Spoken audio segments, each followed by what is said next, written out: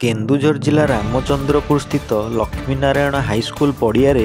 जिला स्तरीय विद्यालय समूह भलीबॉल और शतरंज प्रतियोगिता आरंभ होईछि। घसीपुरा विधायक तथा पूर्वतन मंत्री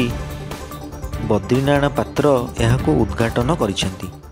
आज बड़ खुशीर माहौल जिला स्तरीय स्कूल खेल प्रतियोगिता ये हूँ चैंपियनशिप खेल ये रामचंद्रपुर खेल पड़िया रोचे एलएन हाईस्कूल रामचंद्रपुर तक होस्ट कर बहुत खुशी आज ये अवसर में बहुत अतिथि आम गहन अच्छा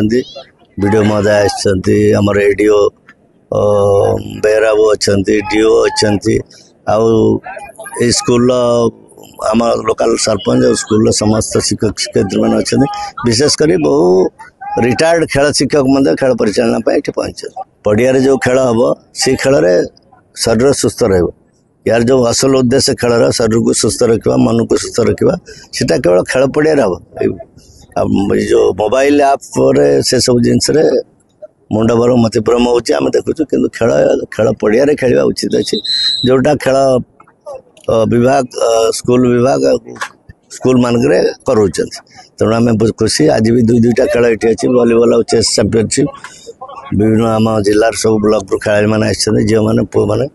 तेणु महार्ग मुहूर्त आम आज पाने ये सब जिन देखिए खुशी हे एवं किसी शिखे शिक्षणीय जिनिस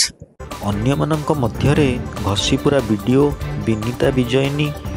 डीओ एडीओ प्रमुख जोगदे खेलाड़ी को उत्साहित करथिले।